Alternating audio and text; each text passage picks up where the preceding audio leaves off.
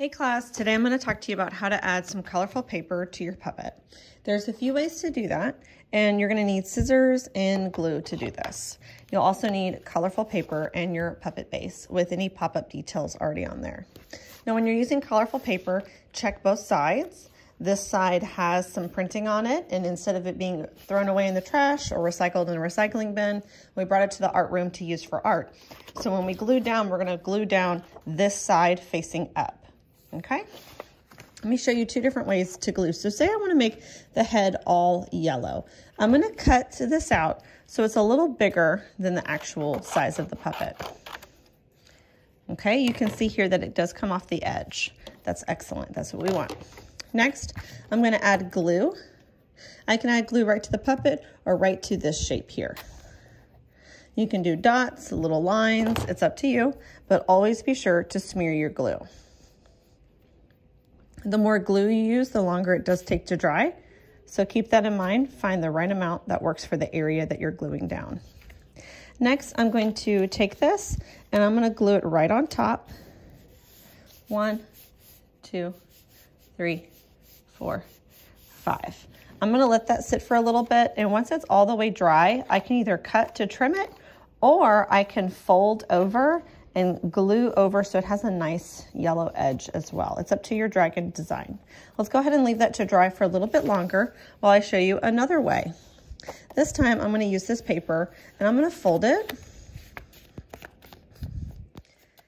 and then I'm going to fold it again. Here we go. So since this is card stock, I don't want to fold it and have more than 1, 2, 3, 4 layers. I want to have 4 layers or less since I'm using cardstock and kid scissors. Next, what I'm going to do is cut out some scales. And that's just going to be these rounded shapes.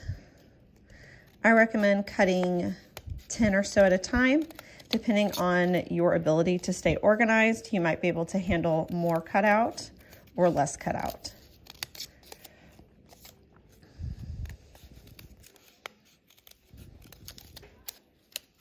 Okay. Now I do have some that are like this, so I can cut those.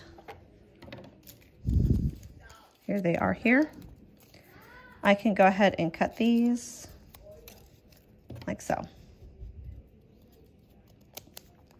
Okay. Now when I'm gluing these, I'm going to glue from the back and work my way forward. So I'm going to put some glue down here, smear that, and then I'll place this. And I really think this looks really pretty when you do more than one color. And I'm going to put a little bit more glue on top of the edge here, because I already have glue here, but I need a little bit on these scales on top of them. And I'm really trying to look for any markings, so I'm always placing those markings face down. It's going to make my dragon look really nice. We have enough room for one more row. Okay. Oh, I need a little bit on this as well. Okay. Because I want them to overlap. I don't want to see any white paper. I need to cut this one. I love having my scissors right there. I know exactly where they are, ready to go at any time. Like I got one extra. And I love the way this looks. This is my favorite way, but if you want a flat look, this also works as well. So now that this is fully dried, it's had some time, I can fold over because I like it.